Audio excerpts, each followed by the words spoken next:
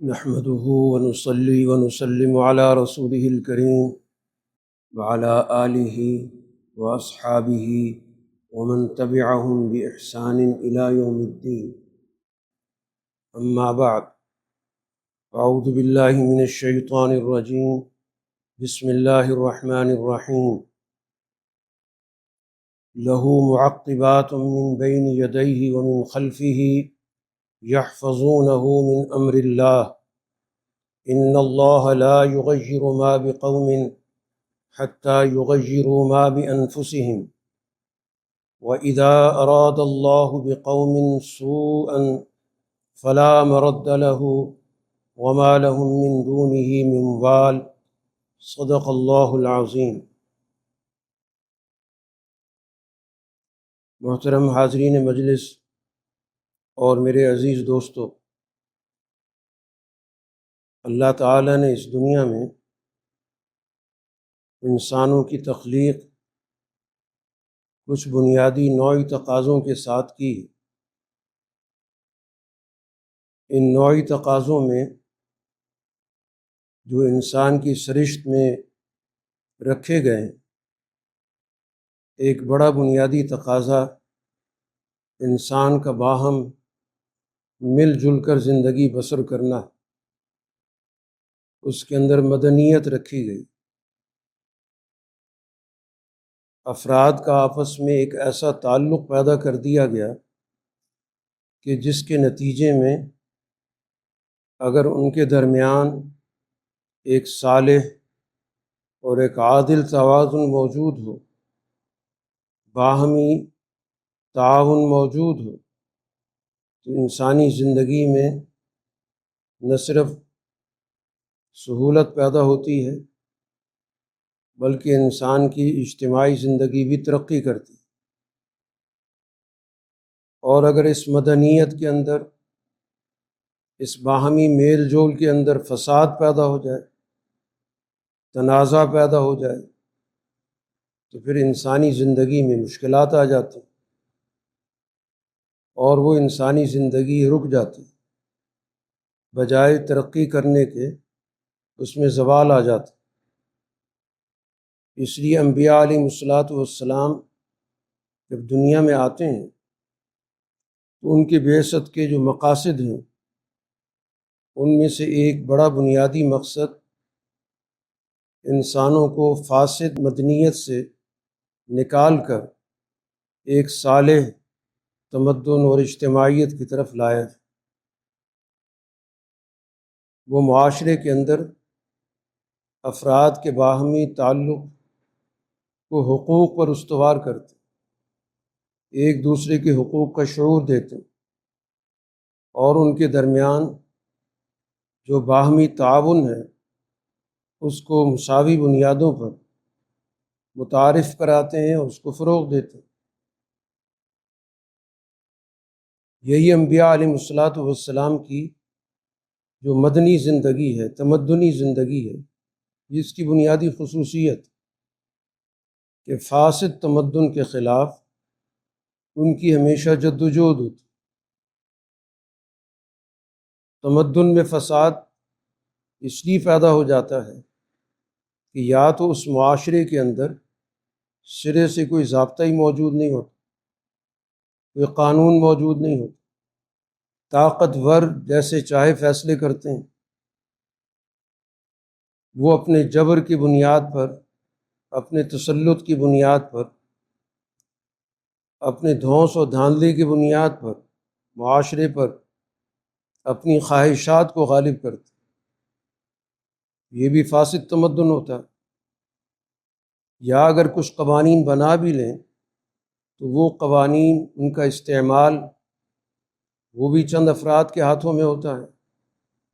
جیسے چاہیں ان قوانین کی تشریح کر ڈالیں، جب چاہیں ان کو نافذ کریں، جب چاہیں ان کو معطل کر دیں. تو یہ سارے کے سارے تمدن کی، فساد کی جو بھی صورتیں ہوتی ہیں، ان تمام صورتوں کو جو اس دور کے اندر اس نبی کے سامنے موجود ہوتی ہیں، ان کے خلاف لوگوں میں شعور پیدا کرتے. اور اس کے لیے جو سب سے اساسی اور بنیادی چیز ہے جس کی طرف وہ دعوت دیتے ہیں، جس کے ذریعے دعوت دیتے ہیں، وہ ان کا توحید کا پیغام ہوتا ہے۔ توحید کے پیغام کا بنیادی مقصد جس طرح اللہ تعالیٰ کی ذات کو تمام طاقتوں کا، تمام اختیارات کا، تمام وسائل کا مالک ماننا ہے، مرکز ماننا ہے، تو اسی طرح اس پر ایمان لانے والوں کے درمیان بھی ایک وحدت قائم کرنی، ان سب کو ایک مرکز سے جوڑ کر جتنی بھی خود ساختہ قسم کی دنیا میں مرکز بن جاتے ہیں ان تمام کی نفی کرنا اور ان کے جبر سے اور ان کے تسلط سے ان کو آزاد کرانا ہوتا۔ اسی وجہ سے اللہ تعالیٰ نے اس دنیا میں اس انسان کی جہاں حفاظت کا ایک پورا نظام بنایا ہے، قرآن ذکر کر رہا ہے کہ اس انسان کی تخلیق کے بعد اللہ نے اس کے حفاظت کا بھی پورا بندوبست کیا ہو، کائناتی نظام اس کے حق میں کام کرتا ہے۔ کائنات کی جو اللہ نے قوتیں بنائی ہیں ان کو یہ ذمہ داری دی گئی ہے کہ وہ اس انسان کی فلاح کے لیے، اس کی بہبود کے لیے، اس کے مفاد کے لیے کام۔ اسی کو قرآن کہہ رہا لَهُ مُعَقِّبَاتٌ مِّن بَيْنِ يَدَيْهِ وَمِن خَلْفِهِ يَحْفَظُونَهُ مِنْ أَمْرِ اللَّهِ، کہ اللہ تعالیٰ نے ایسے پے در پے آگے پیچھے آنے والے نظام قائم کر رکھے ہیں جو اس کی حفاظت کرتے، جو اللہ تعالیٰ کے حکم سے اس انسان کی حفاظت میں مامور ہے۔ تو کائنات کا نظام اللہ تعالیٰ نے اس انسان کے لیے سازگار بنایا، اس کی یہاں پر زندگی گزارنے کے لیے اس نے باقاعدہ اسباب وسائل رکھے، ایک ماحول پیدا کیا، جس ماحول میں اس انسان کو رہنے کا طریقہ بتایا، اور وہ اللہ تعالیٰ کی طرف سے دی گئی عقل کو استعمال کرتا ہے کہ میں گرد و پیش سے کس طرح استفادہ کر سکتا ہوں، جو اللہ نے وسائل پیدا کیے ہیں ان وسائل کو میں کیسے استعمال میں لا سکتا ہوں، ان کو میں کیسے اپنے لیے مفید بنا سکتا ہوں۔ اور یہ انسانی عقل اللہ تعالیٰ نے اس صلاحیت پر رکھی ہے کہ یہ موجود چیزوں پر غور و فکر کر کے ان سے نت نئے استفادے کے طریقے تلاش کرتی، ایجادات تک کرتی، اور اس طرح گویا اس دنیا میں اللہ تعالیٰ کی پیدا کردہ جو قوتیں ہیں، عناصر ہیں، ان کو اپنے حق میں استعمال کرتی۔ تو وہ اللہ کے نظام سے کس طرح استفادہ کرنا ہے، کیسے فائدہ اٹھانا ہے، یہ باقاعدہ گویا اللہ تعالیٰ نے اس انسان کے اندر ودیعت کی۔ چنانچہ حکمائے یونان کے حوالے سے حضرت مولانا عبید اللہ سندھی رحمۃ اللہ علیہ بتاتے ہیں کہ وہاں پر انسانوں کے امتحان کا ایک طریقہ تھا کہ شدید ترین موسم میں، سردی کے موسم میں، کسی کو ایک کمرے میں بند کر دیا جاتا تھا، کوئی مناسب لباس بھی اس کا نہیں ہوتا تھا، لیکن وہاں پر کچھ آلات پڑے ہوتے تھے۔ اب ایک عقل مند نوجوان ہوتا، وہ اپنے آپ کو سردی سے بچانے کے لیے ان آلات کو وزن اٹھانے کے ہوتے تھے، وہ ورزش کرنے کے ہوتے تھے، ان کو استعمال کرتا تھا، اور اس طرح گویا کہ اپنی رات کو اس سردی سے محفوظ کرنے کے لیے تدبیر اختیار کرتا تھا۔ اور اگر کم عقل ہوتا تھا، پوری رات سکڑتا رہتا تھا، تو صبح اٹھ کر وہ جائزہ لیتے تھے کہ اس نوجوان کے اندر گرد و پیش کے حالات سے فائدہ اٹھانے کی صلاحیت موجود ہے یا نہیں۔ تو اسی سے اندازہ ہو جاتا تھا کہ اس نے موجود اشیاء کو کیسے استعمال کیا، اپنے آپ کو اس نے سردی سے بچانے کے لیے ان اسباب سے کس طور پہ استفادہ کیا، یا وہ اس نے اپنے آپ کو حالات کے حوالے کر دیا اور اسی کے اندر وہ الجھتا رہا اور اسی کے اندر وہ اپنے آپ کو پریشانی کی حالت میں رکھا۔ تو یہ بات بتاتی ہے کہ اللہ تعالیٰ نے اس پوری کائنات کے ماحول کو انسان کے لیے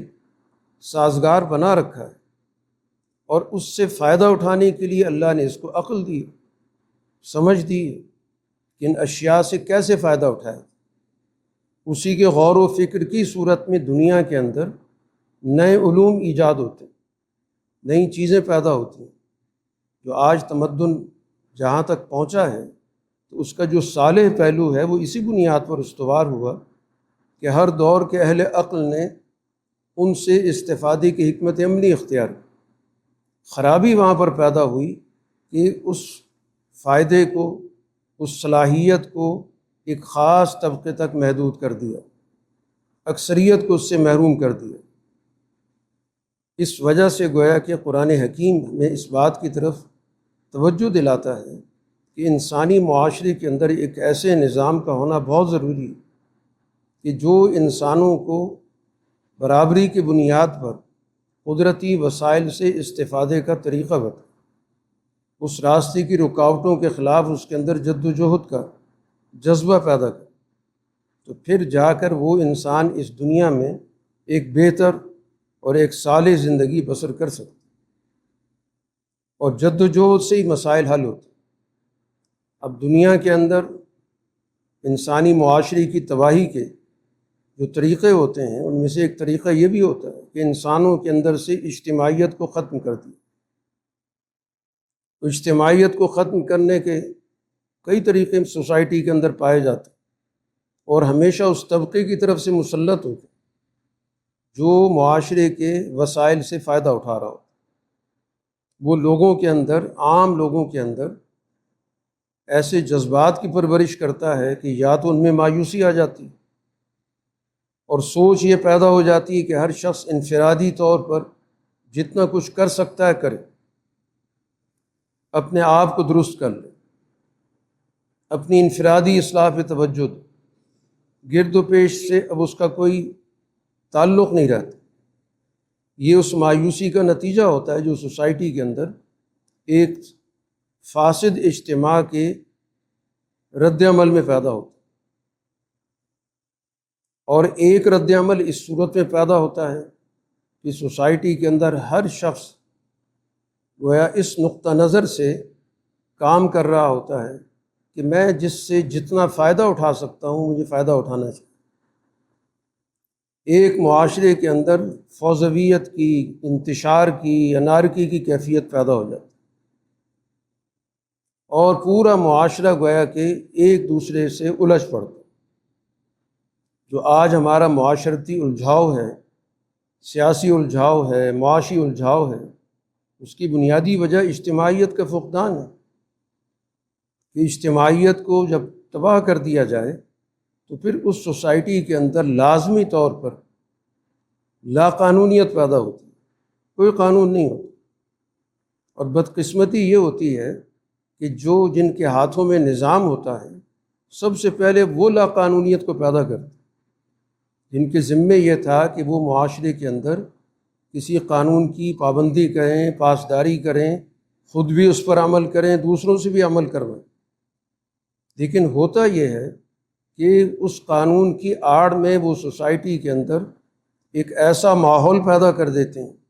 جو مکمل طور پر انتشار کا ہوتا، مکمل طور پہ انارکی کا ہوتا، کوئی ضابطہ اس کے اندر موجود نہیں ہوتا۔ بظاہر ادارے موجود ہوتے ہیں لیکن وہ ادارے اپنے بنیادی مقاصد سے منحرف ہو جاتے۔ کہنے کو آپ کو معاشرے کے اندر ایک قانون ساز ادارہ بھی نظر آئے گا، عدالت بھی نظر آئے گی، آپ کو امن و امان کے ادارے بھی نظر آ جائیں گے، لیکن تمام کے تمام اپنے بنیادی مقاصد سے انحراف پر کھڑے۔ ایک خاص سوچ کے ساتھ یہ سارے ادارے کام کرتے، اداروں کے اندر جو لوگ بیٹھے ہیں انہوں نے ان اداروں کو مکمل طور پہ اپاہج بنایا۔ نہ صحیح طور پہ کوئی قانون سازی ہوتی ہے جس کا تعلق معاشرے کے فائدے کے لیے، چند افراد ہوتے ہیں، چند گروہ ہوتے ہیں جو اس پورے ادارے کو یرغمال بنا کے اپنے مقاصد پورے کرتے، یعنی قانون کے نام پر لا قانونیت کو فروغ دیا جاتا۔ عدالت ہوتی جس کا کام اس قانون کو صحیح طور پر نافذ کرنے کا جائزہ لینا ہوتا ہے، اس کمی بیشی کو دور کرنا ہوتا ہے، وہ خود اس کے اندر اعلی کار بن جاتی ہے۔ تو گویا جب معاشرے کے اندر نظام چلانے والے ہی لاقانونیت پر اتر ہیں، تو اس کا لازمی نتیجہ یہ نکلتا ہے کہ اس کے رد عمل میں بھی لاقانونیت پیدا ہوتی ہے۔ معاشرے کے اندر پھر لوگوں کے اندر ایسے گروہ پیدا ہوتے ہیں جو قانون کو اپنے ہاتھ میں لے لیتے، خود فیصلے کرتے ہیں، وہ کسی بھی طور پر کسی قانون کو خاطر میں نہیں لاتے۔ یہ پورا معاشرہ گویا کہ اس انتشار کا شکار ہو۔ اسی کو قرآن حکیم بیان کرتا ہے کہ یہ معاشرے کی فساد کی صورت ہوتی ہے کہ جس میں ہر شخص اپنے مفاد کو حاصل کرنے کے لیے کوشاں ہوتا ہے۔ جس کے پاس طاقت ہوتی ہے اس طاقت کے ذریعے اس کو حاصل کر لیتا ہے، جس کے پاس طاقت نہیں ہوتی وہ دیگر طریقوں سے ان کو حاصل کرنے کی کوشش کرتا ہے، بد اخلاقی سے حاصل کرتا ہے، تملق سے حاصل کرتا ہے، چوری چکاری سے حاصل کرتا ہے، دھوکہ دہی سے حاصل کرتا ہے، یعنی پورا کا پورا معاشرہ بد اخلاقی کا شکار ہو جاتا ہے۔ تو یہ وہ فاسد نظام ہوتا ہے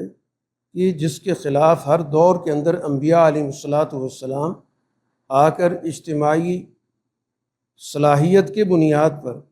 عدل کے قیام کی دعوت دی، اور اس کے مقابل جتنی بھی شکلیں ہیں ان کی وہ نفی کرتے اور سوسائٹی کے اندر وہ نظم و ضبط پیدا کرتے۔ وہ اس بات کی اجازت نہیں دیتے کہ ظلم کے مقابلے پر کسی کو اجازت دے دی جائے کہ وہ بھی ظلم کرنا شروع کر دے، جس کو جتنا موقع ملتا ہے وہ اپنا وہاں پہ داؤ لگائے، بلکہ وہ اپنی دعوت کو باقاعدہ منظم اصولوں پر قائم کرے۔ اسی وجہ سے وہ بار بار ان کو توجہ دلاتے ہیں، ان کی تربیت کرتے ہیں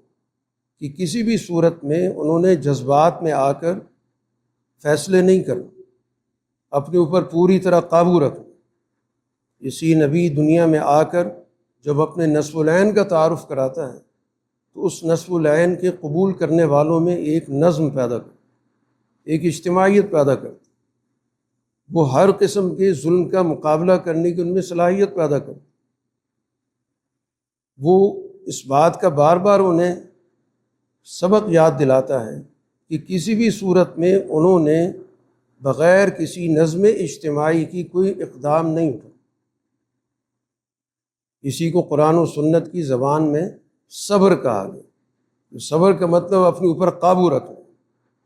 جو جد و جہد ہے اس جد و جہد کو کسی صورت میں بے قابو نہیں ہونے دیں، فیصلہ اجتماع کے تابع کرنا، اور اجتماع سے ہٹ کر جو بھی راستہ ہے اس کی حوصلہ شکنی کرنی۔ تو نبی آ کر معاشرے کے اندر ہمیشہ اپنی جد و جہد کو نظم و ضبط کے ساتھ آگے بڑھاتا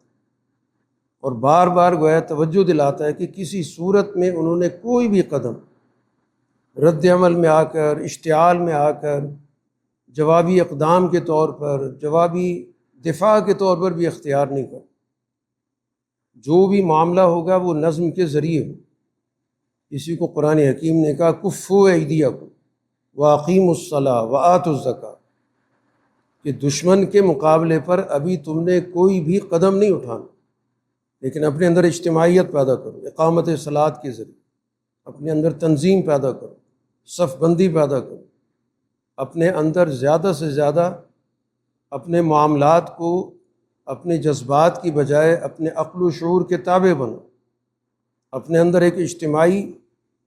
ماحول پیدا کرو، ایک دوسرے کے ساتھ تعاون کا نظام پیدا کرو۔ اسی کو خلافت باطنہ کہا گیا کہ جب تک سوسائٹی کے اندر خلافت باطنہ کا نظام نہیں پیدا ہوتا تو کبھی بھی معاشرے کے اندر خلافت ظاہرہ یا ریاست کا نظام نہیں پیدا ہوتا۔ اب اس کے لیے لازمی تقاضا کیا ہے کہ معاشرے کے اندر اعلیٰ نصب العین پر کام کرنے والوں میں نظم و ضبط کا ہونا ضروری ہے۔ کسی بھی صورت میں انتشار کی کیفیت یہ معاشرے کو تباہ کرتی ہے، اور اس کے مقابلے پر آپ معاشرے کے اندر مسائل کے حل کے عنوان سے بہت سارے راستے دیکھیں گے۔ بظاہر نظر آ رہا ہوگا کہ معاشرے میں مسائل پر بات کر رہے ہیں، لیکن مسائل کا جو حل بتایا جا رہا ہے وہ معاشرے میں ایک اور انتشار کی کیفیت کو پیدا کرتا ہے۔ اور یہ بدقسمتی ہے کہ دنیا پر جو عالمی نظام مسلط ہے، جس کو استعماری یا سامراجی نظام کہا جاتا ہے، اس کا سب سے بڑا جرم یہ ہے کہ یہ سوسائٹی اور معاشروں کے اندر لاقانونیت پیدا کرتا ہے، یہ فوضویت پیدا کرتا ہے، انارکی پیدا کرتا ہے، یہ بنے بنائے نظاموں کو توڑ کر ان کی جگہ پر سوسائٹی میں انتشار پیدا کرتا ہے۔ یہ اس کی تاریخ ہے۔ یہ نظم و ضبط کا سب سے زیادہ مخالف ہوتا ہے۔ یہ طاقتور کی حکمرانی قبول کرنے کا نام، اگر آپ اس کو قبول کیے رکھتے ہیں، اس کے اعلی کار کے طور پہ کام کرتے رہتے ہیں، تو وہ نظام آپ سے جتنا چاہے فائدہ اٹھائے گا، استحصال کرتا رہے گا۔ اور اگر کوئی بھی نظام اس سے ہٹ کے وجود میں آتا ہے، وہ اپنے پاؤں پہ کھڑا ہونا چاہتا ہے، تو یہی عالمی نظام اس کی جگہ پر لاقانونیت کو فروغ دیتا ہے، گروہ پیدا کرتا ہے، انتشار پیدا کرتا ہے، اس سے بھی کام نہ بنے تو خود مسلح مداخلت کرتا ہے، جنگ مسلط کرتا ہے۔ تو دنیا کے اندر جنگوں کا نظام سارا کا سارا وہ عالمی استعماری نظام کی لاقانونیت پر استوار، اس میں کسی بھی درجے میں کسی قانون کی پاسداری نہیں ہوتی۔ حتیٰ کہ انہوں نے جو عالمی نظام بنا رکھا ہے اقوام متحدہ کے نام پر، بظاہر تو اس میں قانون کی بات کی گئی کہ ہمارے ادارے ہیں، ہمارے کچھ کونسلیں بنی ہوئی ہیں، اس میں فیصلے ہوں گے۔ ان کونسلوں کو استعمال کر کے اپنے منمانے مفادات بھی اٹھاتے ہیں، اور جب انہیں ضرورت پڑتی ہے تو سارے نظام کو بائی پاس کر کے براہ راست فیصلے بھی کرتے ہیں۔ آج دنیا کے اندر، ایشیا اور افریقہ کے اندر خاص طور پر جتنی انارکی ہے، انتشار ہے، یہ سارا کا سارا اس مغرب کے نظام کا دیا ہو، جو اپنی جگہ پہ بڑا مہذب بنتا ہے، جہاں پر جاتے ہوئے کوئی بھی نوجوان خالی الذہن جاتا ہے، بڑا متاثر ہوتا ہے کہ بڑے قانون کی پاسداری ہوتی۔ یہ دنیا کے اندر سب سے زیادہ لاقانونیت پیدا کرتی۔ آپ پورے ایشیا کا، پورا افریقہ کا جائزہ لے لیں کہ جہاں پر بھی آپ کو فساد نظر آتا، اس فساد کا محرک، اس کو پیدا کرنے والا، اس کو تقویت دینے والا، اس میں مختلف گروہوں کو آگے لانے والا، یہ آپ کا وہ عالمی نظام جو کسی جگہ پر بھی نظم و ضبط کو قبول نہیں کرتا، وہ سرے سے نظام کے تصور کے خلاف، کہ کوئی نظام نہیں ہونا چاہیے، افراتفری ہونی چاہیے، تاکہ اس کے ذریعے ہم اس ملک کے وسائل سے جیسے چاہے فائدہ اٹھائیں۔ آپ پورے افریقہ کا جائزہ لے لیں کہ بنے بنائے نظام کیسے ختم کیے۔ آپ لیبیا کے نظام کا جائزہ لیں، سارے آج مانتے ہیں، وہ بدترین مخالف جو اس کے نظام کے دور میں اس کی سخت مذمت کرتے تھے، اس کے خلاف تھے، آج مانتے ہیں کہ اس معاشرے کے اندر لوگوں کے حقوق کی حفاظت تھی، امن و امان تھا، معاشی تحفظ حاصل تھا، تعلیم عام تھی۔ اس نظام کو توڑ کر لاقانونیت پیدا کر، کیونکہ استعماری نظام کے پاس متبادل کوئی فکر موجود نہیں کہ وہ ایک نظام کو توڑے گا تو اس کی جگہ پہ اس کے پاس ہے کیا موجود، کیونکہ اس نے کسی طور پر بھی انسانی مفاد کے لیے نہیں سوچا۔ اس کا کام صرف اور صرف وہاں کے وسائل کی لوٹ مار۔ جتنی سوسائٹی کے اندر افراتفری ہوگی، گروہیتیں ہوں گی، آپس میں لڑیں گی، تو ان کمپنیوں کو، ان کے اداروں کو، ان کی تحفظ کرنے والی سیکورٹی ایجنسیوں کو وہاں پر اپنا کام کرنے کا موقع مل جاتا ہے۔ اس کی آڑ میں لوٹ مار کرتے رہتے ہیں، لوگ آپس میں الجھے رہتے ہیں۔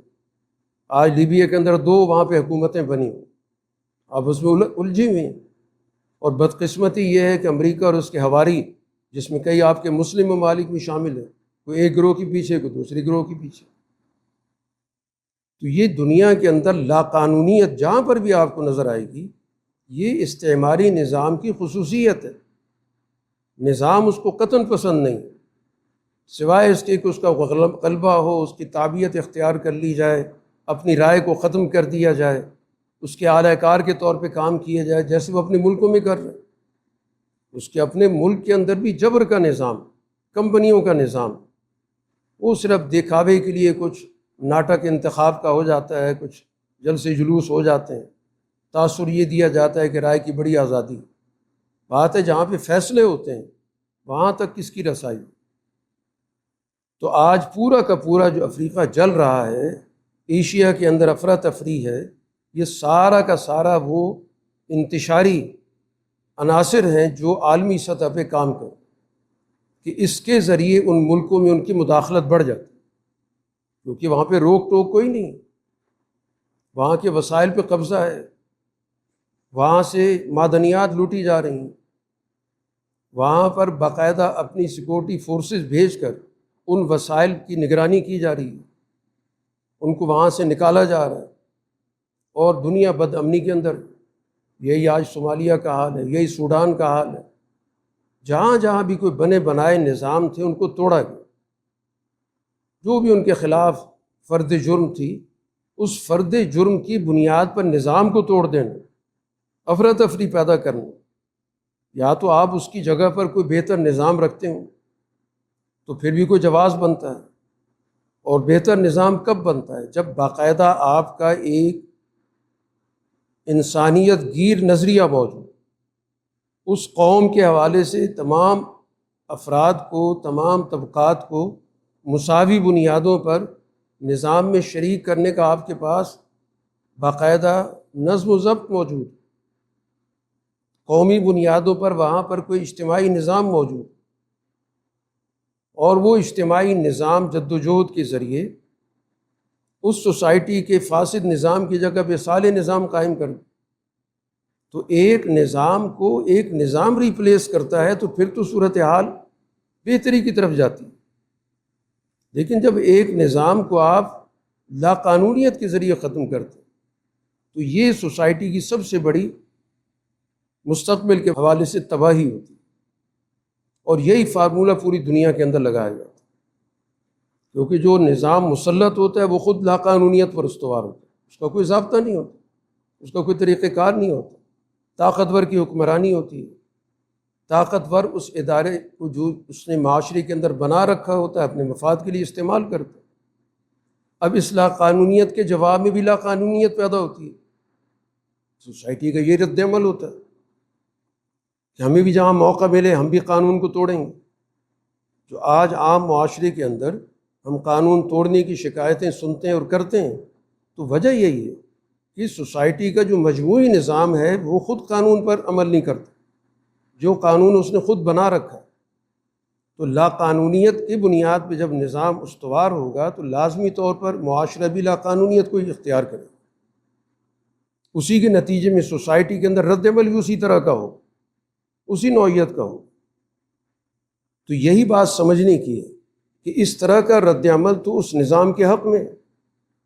وہ اس طرح کے رد عمل کو قانون کے نام پر ختم بھی کرے گا، اس کو تباہ بھی کرے گا، اس کے خلاف قانونی کارروائی بھی کرے گا، لوگوں کو یہ بتانے کے لیے دیکھیں ہم نے معاشرے کے اندر امن قائم کیا، ہم نے معاشرے کے اندر سے افراتفری ختم کی، حالانکہ یہ افراتفری بدامنی خود اس نظام کی پیدا کردہ ہوتی، خود اس کے اندر وہ ملوث ہوتا ہے، اور جو رد عمل دینے والے ہوتے ہیں ان کی بھی وہ حوصلہ افزائی کر رہا ہوتا ہے۔ تو اس وجہ سے آج کے دور کے اندر سب سے زیادہ سمجھنے کی بات یہ ہے کہ سوسائٹی کا نظام بدلنے کے لیے باقاعدہ ایک طریقہ کار ہوتا ہے، ایک حکمت عملی ہوتی ہے۔ اس طریقہ کار کے ذریعے اگر سوسائٹی کو بدلتے ہیں، ایک صالح فکر کی بنیاد پر، ایک صالح تربیت کی بنیاد پر اجتماعیت کا قیام، اور صحیح موقع پر صحیح فیصلوں کے ساتھ عدم و تشدد کے اصول پر قائم رہتے ہوئے اس طریقہ کار کو بروئے کار لانا جو دنیا کے اندر ایک معروف طریقہ کار، جو انبیاء کا طریقہ کار رہا ہے، حکماء کا طریقہ کار رہا ہے، آج تک دنیا کے اندر کسی بھی معاشرے نے ترقی کی ہے تو انہی بنیادی طریقوں کو اختیار کر کے کی۔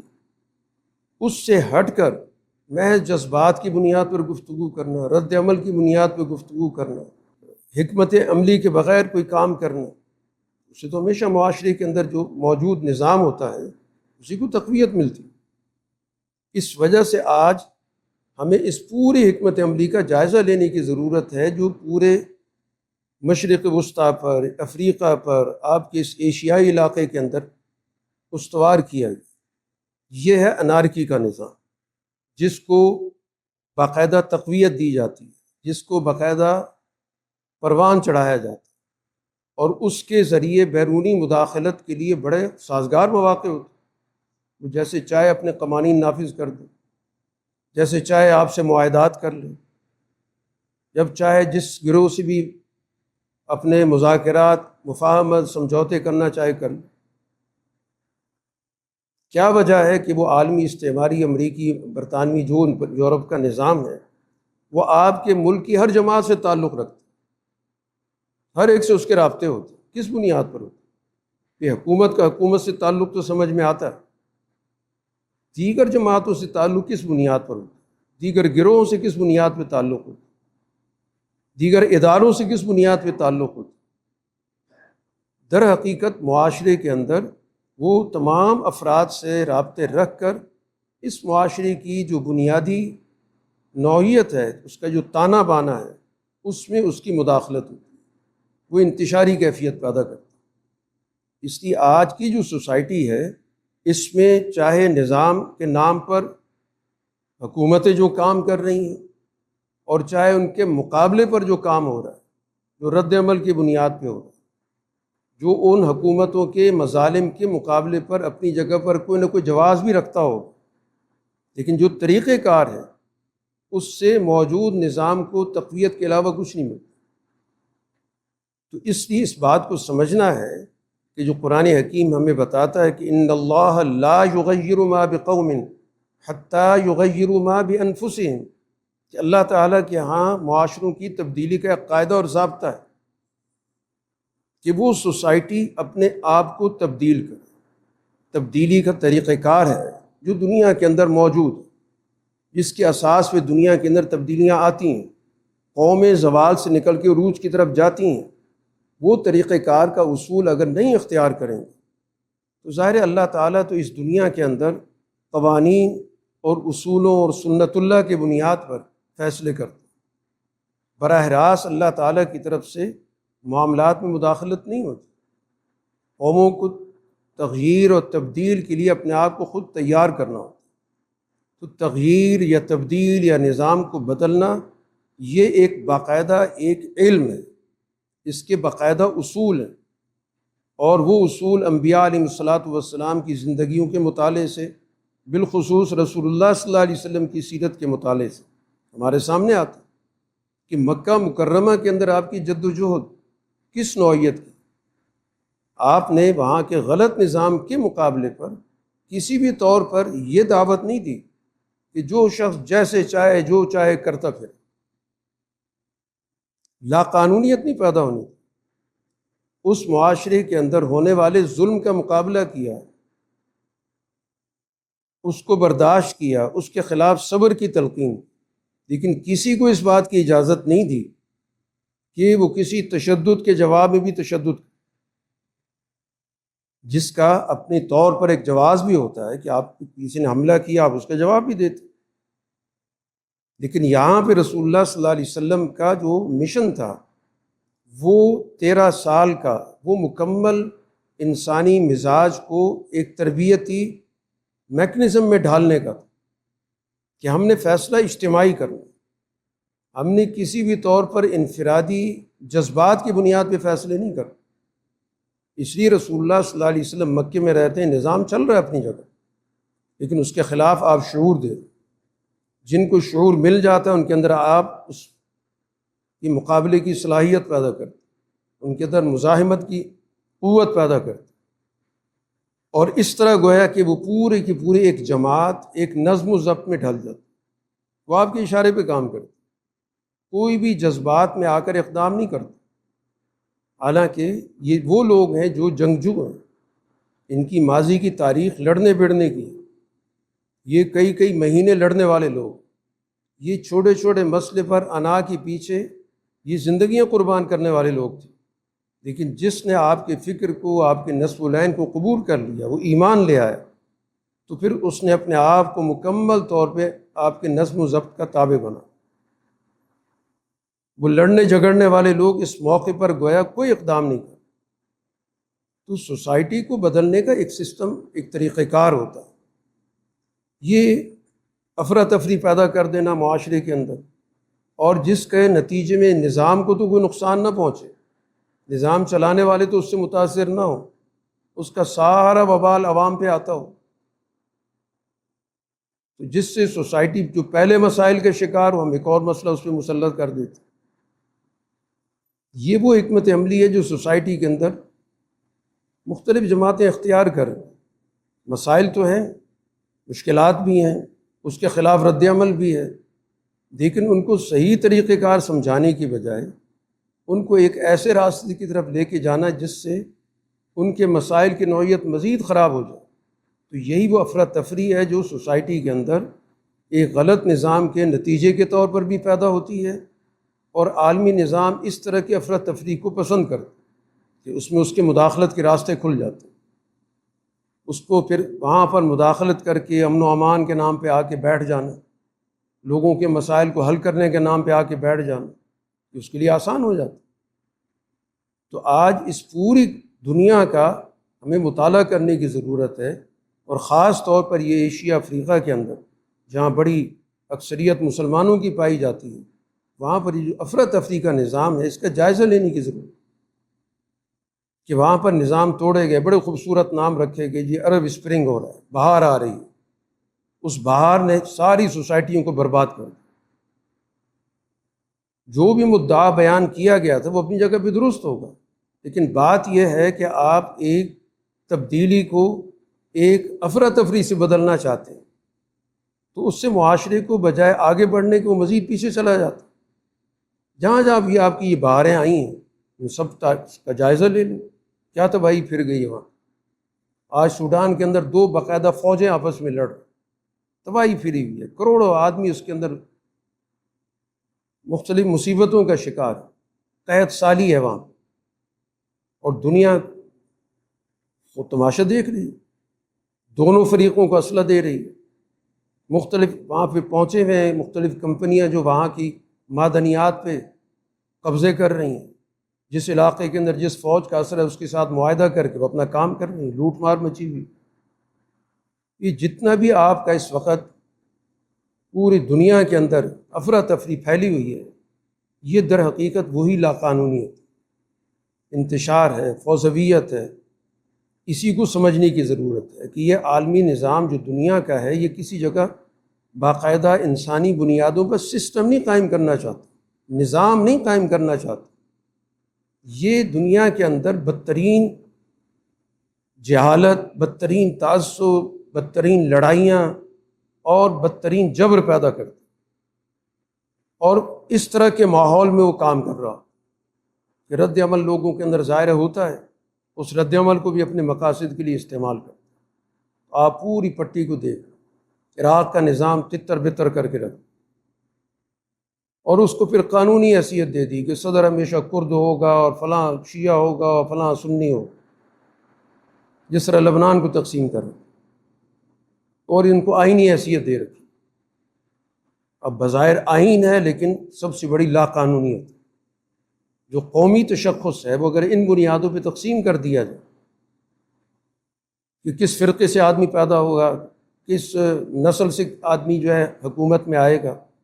تو نسلی بنیادوں پر معاشرہ تقسیم ہو جاتا، فرقوں کے بنیاد پہ تقسیم ہو جاتا، وہاں پر قومی سوچ ہی نہیں رہتی۔ تو جس سوسائٹی کے اندر بھی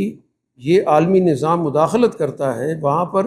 ہمیشہ وہ قومی سوچ کو کمزور کرتا ہے، قومی مزاحمت کو ختم کرتا ہے، افراتفری پیدا کرتا ہے۔ اس لیے افراتفری کسی بھی شکل میں ہو وہ کبھی بھی معاشرے کو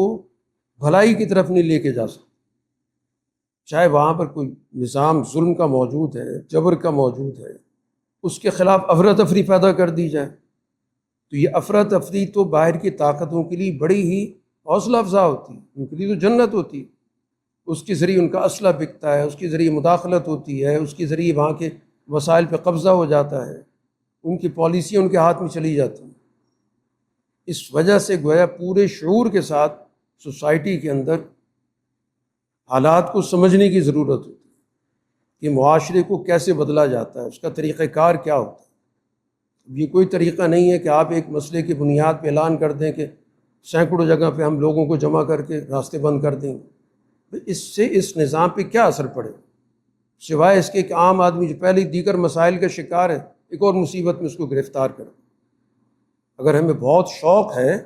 اس ذریعے سے مسئلہ حل کرنے کا تو آپ ڈپٹی کمشنر کے دفتر کے آگے، کمشنر کے دفتر کے آگے، M N A M P A کے جو نظام چلا رہے ہیں وہاں پہ جا کے دھرنے دیں، وہاں جا کے اپنے ان مطالبات کا ذکر کریں جو موجود ہیں۔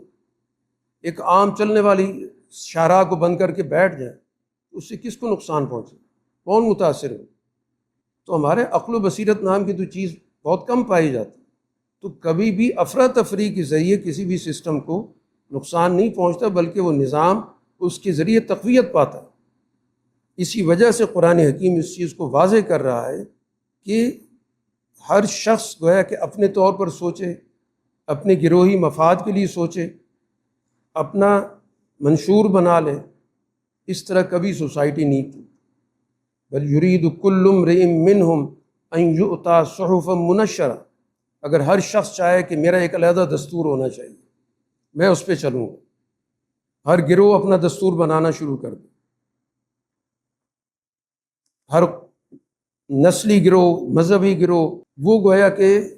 معاملات کو اپنے ہاتھ میں لینا شروع کر دے، تو پھر سوسائٹی میں افراتفری کے علاوہ کیا بچے؟ اجتماعی سوچ کے ساتھ درست حکمت عملی کا اختیار کرنا ضروری ہوتا ہے۔ معاشرے کو بدلنے کے لیے جو 3 بنیادی اصول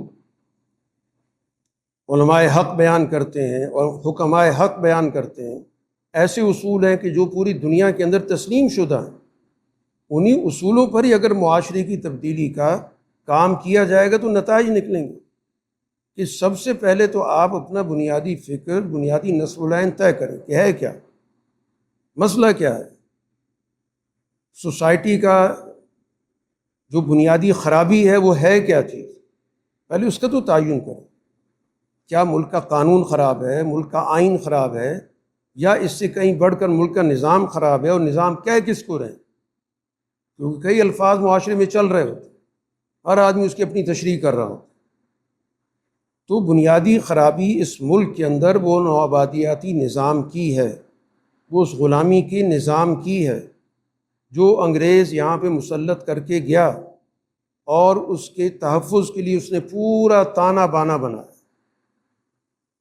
جب تک اس نظام کا فہم نہیں ہوگا ہم ادھر ادھر کی باتیں کرتے رہیں گے۔ آئین اسلامی بنا دو، قانون اسلامی بنا دو، وہ سارے بنتے رہتے ہیں، جمہوری بنا دو، انتخابات کرا دو، اس طریقے سے کرا دو، صدارتی نظام لے آؤ، پارلیمانی نظام اچھا کر دو، صوبے بنا دو، یہ ساری کہانیاں چلتی رہتی، اصل مسئلے سے توجہ ہٹانے کی۔ ایک غلط نظام کے اندر یہ ساری اصلاحات آپ کا، اور ہم کرتے رہیں، ہم نے صدارتی نظام بھی بنائے، پارلیمانی نظام بھی بنائے، ہم نے بلدیاتی نظام بھی بنائے، اور پھر مختلف سلوگنوں کے ساتھ بنائے، جمہوریت کے نام سے بنائے، عوام کے نام سے بنائے، اسلام کے نام سے بنائے، سوشلزم کے نام سے بنائے، سارے عنوانات چل رہے ہیں، لیکن اس سوسائٹی کا کوئی مسئلہ حل ہوا؟ وجہ یہ ہے کہ ہمارے اندر سب سے پہلے تو یہ فہم موجود نہیں، اور دیا بھی نہیں جاتا، کوشش کی جاتی کہ ادھر ادھر مسائل میں الجھا دیا۔ اب خرابی تو سب کو نظر آ رہی ہے کہ معاشرہ جو ہے رکا ہوا ہے، جمود ہے، قرضے بڑھ رہے ہیں، معیشت چل نہیں رہی، آپ درآمدات کی معیشت بنے میں، برآمد آپ کی کم سے کم ہوتی جا رہی، اور لفظ زبان پہ آ گیا کہ نظام خراب ہے، کہ نظام نہیں چل رہا۔ کرنا کیا ہے؟ اتنے صوبے بنا دو، فلاں ترمیم کر دو، اس ترمیم کو واپس لے لو۔ یہ گویا کہ پورے پاکستان کی کہانی چل رہی ہے۔ کبھی ہم ترمیم کرتے ہیں، اوپر کے اختیارات نیچے لے جاتے ہیں، پھر کہتے ہیں غلط ہو گیا، اوپر لے جاؤ۔ تو اصل سب سے پہلی چیز تو یہ ہے کہ مرض کی صحیح تشخیص کی جائے، مرض ہے کیا؟ وہ مرض آپ کا نوآبادیاتی نظام ہے، وہ آپ کا طبقاتی نظام ہے، وہ آپ کا استعماری نظام ہے۔ اس کو پہلے سمجھنے کی ضرورت ہے، اس کا تانا بانا، اسی کی بنیاد پہ سارے ادارے کام کریں، اسی کے اساس پہ آپ کا انتخاب ہوتا ہے، اسی کی بنیاد پہ آپ کی یہ سارے قانون کے نام کے، عدالت کے نام کے، سیکورٹی کے نام کے سارے ادارے کام کریں۔ تو اصل مسئلے کی طرف توجہ دیے بغیر ہم اس کے نتائج پر اس کو زیر بحث لاتے ہیں، ایک نتیجے کو دوسرے نتیجے سے بدلنے کی کوشش کرتے ہیں۔ تو سب سے پہلے اصل مسئلے کو متعین کیا جائے، اور اس مسئلے کے حل کے حوالے سے جو صحیح قومی مفاد کی فکر ہے، اس کو متعین کیا جائے کہ اس سوسائٹی کو چلانے کے لیے کس سوچ کی، کس فکر کی ضرورت ہے، کون سی وہ صالح فکر کہلائے گی جو پوری سوسائٹی کو جوڑے گی، جو ان کے معاشی، سیاسی، اخلاقی سارے مسائل کو حل کرنے کی اساس اور بنیاد بنے۔ اس پر ایک شعوری محنت ہو، اس پر ایک علمی محنت ہو، اس میں مکالمہ ہو، اس میں ذہن سازی ہو، اس میں ذہنوں کو بیدار کیا جائے، جن ذہنوں کو منجمد کر دیا جائے، اور اس تربیت پر اجتماعیت کھڑی، ایک اجتماعیت استوار، تو اس اجتماعیت کو اپنی تربیتی پروسیس سے گزرنا ہوگا، اس اخلاقی تربیت، اس کے اندر اعلیٰ درجے کی شعوری تربیت، فکری تربیت، یہ سارا کا سارا تربیت کا ایک نظام استوار ہوگا، تو پھر جا کر آپ حکمت عملی کی طرف جائیں گے کہ اب اس سوسائٹی کو بدلنے کا منظم طریقہ کار کیا ہے۔ افراتفری سے کبھی نظام نہیں بدلتے، بلکہ وہ نظام مضبوط ہوتا، زیادہ طاقتور ہوتا۔ آپ دیکھ لیں، جب بھی سوسائٹی میں کوئی افراتفری کا واقعہ ہوا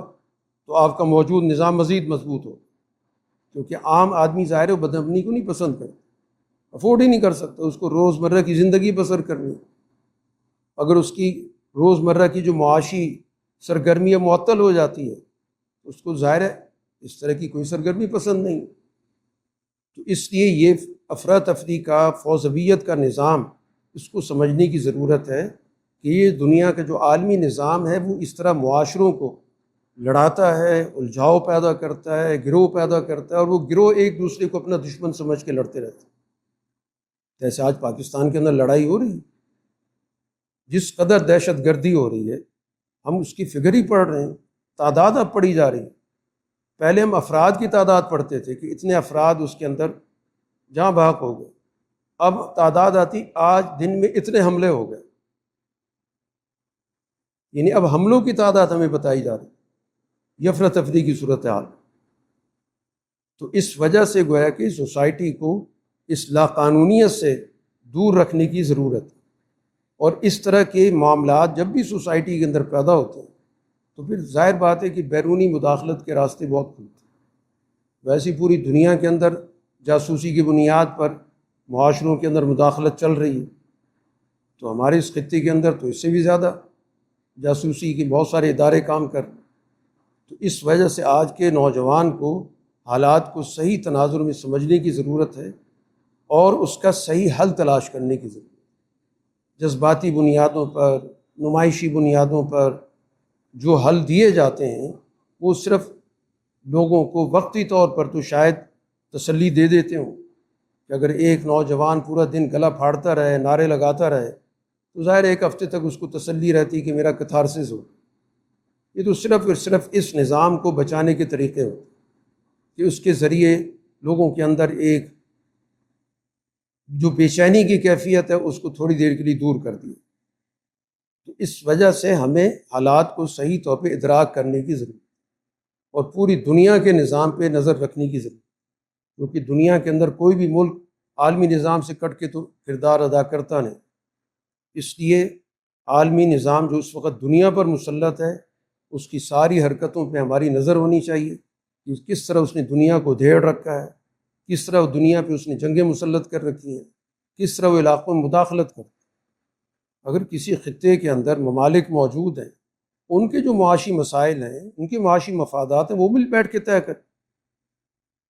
اگر کوئی ابنائے ہرمز کا معاملہ ہے تو اس خطے کے ممالک بیٹھ کے حل کریں۔ اس میں امریکہ کی مداخلت کا کیا معنی، اس کا اس سے کیا تعلق؟ یہ بنیادی طور پر قومی سوچ ہونی چاہیے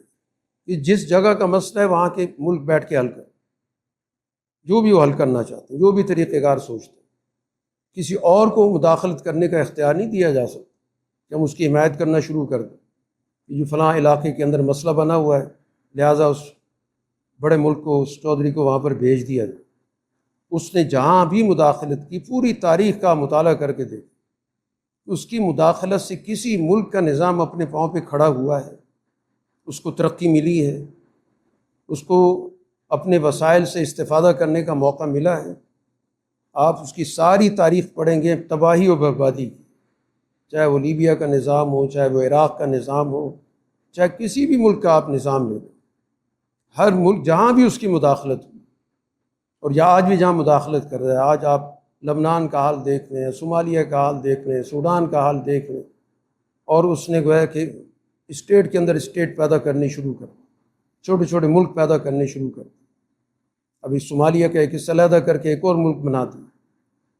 اور پھر اس کے اندر بدقسمتی یہ ہے کہ مسلم ممالک اعلی کار بنتے، کچھ ایک طرف کھڑے ہو جاتے ہیں، کچھ دوسری طرف کھڑے ہو جاتے ہیں، اور اپنے اپنے گروہوں کے وہ ہلہ شیری کر رہے ہیں۔ تو کسی بھی ملک کے اندر افراتفری پیدا کر کے کبھی کسی کو فائدہ نہیں پہنچتا، اور یہ سب سے زیادہ عذاب وہاں کے لوگوں پہ۔ پھر ان کے نام پہ دنیا میں NGOs پیدا ہو جاتے ہیں، پھر ان کے نام پہ لوگوں کی امداد کے نام پر بہت سارا کام شروع ہو جاتا ہے۔ یعنی آج اس وقت صورتحال یہ ہے کہ غزہ کی مصیبت ہو یا صومالیہ کی یا سوڈان کی مصیبت ہو، کئی ایسے NGOs ہیں جن کے پیچھے امریکی اور اسرائیلی مفادات موجود، یعنی وہ ہماری ڈونیشن ان کے ذریعے جا رہی۔ اندازہ کریں کہ صورتحال کتنی پیچیدہ بنا دی گئی کہ اچھے کام کے اندر بھی جو انسانیت کے فائدے کا کام ہے، کسی کی بھوک مٹائی جا رہی ہے، کسی کی صحت کا انتظام کیا جا رہا ہے، اس میں بھی وہ عالمی مداخلت موجود۔ وہ ہمارے ہی وسائل کو استعمال کرتے ہیں اور اپنی حکمت عملی کے مطابق جہاں چاہے اس کو فائدہ پہنچاتے ہیں، جہاں چاہتے ہیں اس کو روک کے رکھ لیں۔ نام ہوتا ہے انسانی مفاد۔ آج NGOs بھی تقسیم، وہ بھی اپنے خطے کے اندر جس مفاد کے لیے کام کر رہی ہوتی، وہاں پر ان کو انسانیت نظر آتی، دوسرے خطے کے اندر، دوسرے علاقے کے اندر انسانیت سے ان کا کوئی تعلق نہیں ہوتا۔ تو یہ پوری دنیا کے اندر جو افراتفری کا نظام ہے، انتشار کا نظام ہے، اس کو سمجھنے کی ضرورت ہے، اور ملک کے اس بدترین نظام کو بدلنے کے لیے بھی ایک منظم جدوجہد کی ضرورت ہے۔ افراتفری سے کبھی بھی کوئی نہ نظام بدلتا ہے، بلکہ موجود نظام کو تقویت حاصل ہوتی ہے۔ اور جو بھی ہمارے سامنے مختلف فارمولے لوگ دیتے رہتے ہیں، ان کا جائزہ لینے کی ضرورت ہے کہ اس کا اثر کس پر پڑتا ہے، اس کا نتیجہ کس پہ نکلتا ہے، اس کا طریقہ کار کیا ہوتا ہے۔ سب سے پہلے تو اس ملک کے اندر ظلم کرنے والے عناصر کے خلاف شعور تو پیدا کریں۔ اگر آپ نے کوئی مہم چلانی ہے تو ان کرداروں کو بے نقاب کریں، آپ ان کے دفاتر کے سامنے اپنا پرامن مظاہرہ کریں، پتہ تو چلے کہ یہ مرکز ہے جہاں سے ظلم ہوتا ہے۔ عام آدمی کو آپ پریشان کرنا شروع کر دیں، کبھی کوئی جماعت اٹھتی ہے، کبھی کوئی جماعت اٹھتی ہے، کوئی ریلی کے نام پہ کام کر رہی ہے، کوئی دھرنے کے نام پہ کام کر رہی ہے۔ نقصان کس کو ہو رہا ہو اور فائدہ کس کو پہنچ رہا ہے، یہی آج سوچنے کی، سمجھنے کی ضرورت ہے۔ اس لیے قرآن حکیم نے واضح طور پر کہہ دیا کہ دنیا کے اندر جو نظام بدلتا ہے وہ ہمیشہ اعلیٰ فکر پر،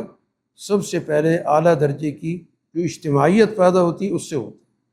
اور رسول اللہ صلی اللہ علیہ وسلم کا طرز عمل آپ دیکھیں۔ اگر اس طرح کا کوئی طرز عمل ہوتا تو مکہ کے اندر اس طرح کے کام کرنے بڑے آسان تھے، کئی کیے جا سکتے تھے، لیکن ایسا کام نہیں کیا۔ ایک بڑے منظم طریقے سے تربیت کا نظام چلایا گیا، اور جب اس کے بعد دیکھا گیا کہ اب حالات اس قابل ہیں تو پھر وہاں پر باقاعدہ ریاستی نظام وجود میں، اور اس ریاست نے سب سے پہلے وہاں کی انارکی ختم کی، وہاں کا انتشار ختم کی۔ باقی چیزیں بعد میں ہوئی، جس کو ہم کہتے ہیں اسلام کا نفاذ ہوا یا اسلام کے قوانین، تو بعد کی بات۔ سب سے پہلے رسول اللہ صلی اللہ علیہ وسلم نے میثاق مدینہ کی۔ اس میثاق مدینہ میں کہیں بھی نہیں ہے کہ اسلام نافذ کیا جائے گا یا فلاں قانون بنایا جائے گا۔ وہ سارا کا سارا امن کی بات ہے، سیکورٹی کی بات ہے، دفاع کی بات ہے، باہمی معاملات، جھگڑوں کو نمٹانے کی بات۔ سب سے پہلے انارکی ختم کی، اور پھر اس کے بعد جب ایک سسٹم وجود میں آ گیا، پھر اس کے ذریعے ظاہر ہے کہ پورا کا پورا ماحول بدلا گیا، پھر اس کے بعد ظاہر قوانین بھی آنے شروع ہو۔ تو اس لیے افراتفری کسی بھی سوسائٹی کے لیے تباہی کا باعث ہوتی ہے،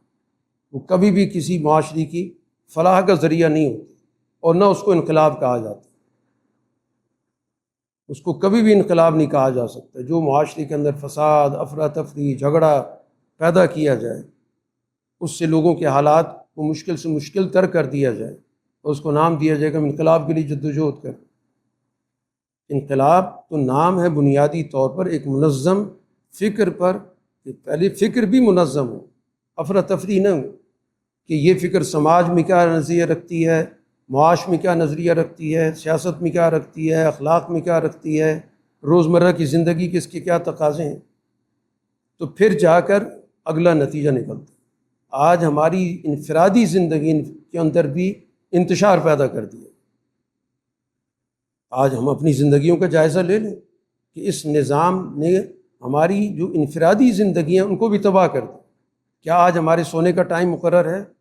اٹھنے کا ٹائم مقرر ہے، ہمارے کوئی معمولات ہیں؟ کچھ بھی نہیں۔ یہی تو فوضویت ہوتی ہے، یہی تو انتشار ہوتا ہے۔ اب ایسے افراد کے ذریعے سوسائٹی میں جو بھی کام کیا جائے گا، نتیجہ کیا نکلے گا؟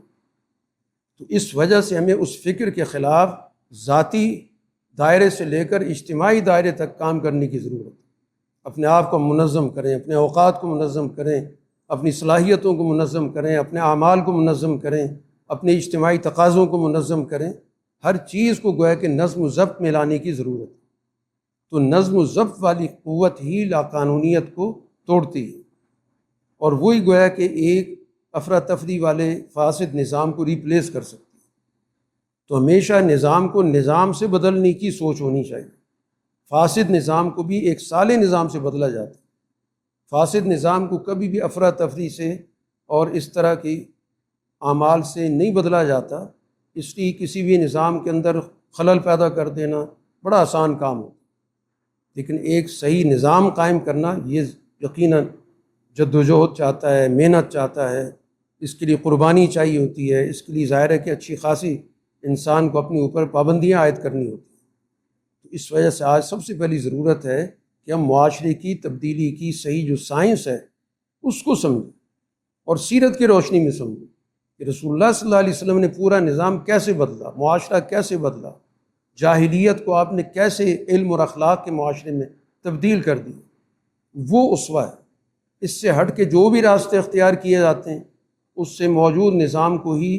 آکسیجن ملتی رہتی ہے، تقویت ملتی رہتی ہے۔ ایک عام آدمی سوچتا ہے کہ چلیں حالات جیسے بھی چل رہے ہیں، خاموشی تو ہے، یہی بہتر ہے، وہ موجود نظام کو اچھا سمجھنے لگ جاتا ہے۔ تو یہ سب سے بڑی خرابی ہے کہ ہماری کسی حرکت کی وجہ سے موجود نظام سے لوگ مطمئن ہونا شروع ہو جائیں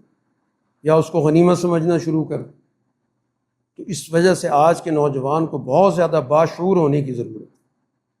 اس کو شعوری جدوجہد کرنے کی ضرورت ہے، اس کو قومی مسائل پر غور و فکر کرنے کی ضرورت ہے، تبادلہ خیال کی ضرورت ہے، اجتماعی سوچ کو اپنانے کی ضرورت ہے، اجتماعیت کو اپنی زندگیوں میں لانے کی ضرورت ہے، اور اسی اجتماعیت پر پورے معاشرے کو آگے لے جانے کے لیے جو اجتماعی حکمت عملی ہے اس کو اختیار کرنے کی ضرورت ہے۔ تو اسی صورت میں ظاہر بات ہے کہ نتائج نکلیں۔ اگر بد نظمی رہے گی، افراتفری رہے گی، تو پھر اللہ تعالیٰ کی طرف سے تباہی کا فیصلہ طے شدہ ہے۔ وَإِذَا أَرَادَ اللَّهُ بِقَوْمٍ سُوءًا فَلَا مَرَدَّ لَهُ، جب تمہاری اس غلط حکمت عملی کے نتیجے میں، تمہاری غلط اپروچ کے نتیجے میں، تمہاری افراتفری کے نتیجے میں جب اللہ تعالیٰ کی طرف سے فیصلہ اس کے مطابق آئے گا تو پھر تو کوئی نہیں اس کو ٹال سکتا۔ نہ ہماری کوئی دعا وہاں پہ کام آ سکتی ہے، نہ وہاں پہ کوئی اچھی خواہش کام آ سکتی ہے۔ وَمَا لَهُم مِّن دُونِهِ مِن وَالٍ، اللہ کے علاوہ کوئی والی وارث نہیں۔ تو اللہ نے تو اپنا نظام بتا دیا، اس نے اصول بتا دیا کہ معاشرے کیسے بدلتے ہیں، اور اس نے دنیا کے اندر معاشرے کی تبدیل ہونے کے حالات سے بھی ہمیں آگاہ کر دیا۔ اور خاص طور پر ایمان لانے والوں کے لیے ان کے سامنے تو رسول اللہ صلی اللہ علیہ وسلم کا اسوہ ہے، اس سے واقفیت حاصل کریں، اس کے مطابق اپنی زندگیوں میں تبدیلی پیدا کریں، اجتماعی سوچ کے ساتھ آگے بڑھنے کی حکمت عملی اختیار کریں، تو اسی صورت میں ہم اس افراتفری سے نکل سکتے ہیں۔ اس لیے محض خوشنما وعدے، خوشنما نعرے اور رد عمل، اشتعال، جذباتیت، اس طرح کا جو بھی طریقہ کار ہوگا وہ سوسائٹی کو کبھی بھی آگے نہیں لے جا سکتا، بلکہ سوسائٹی کو پیچھے لے جائے گا، منجمد کر دے گا،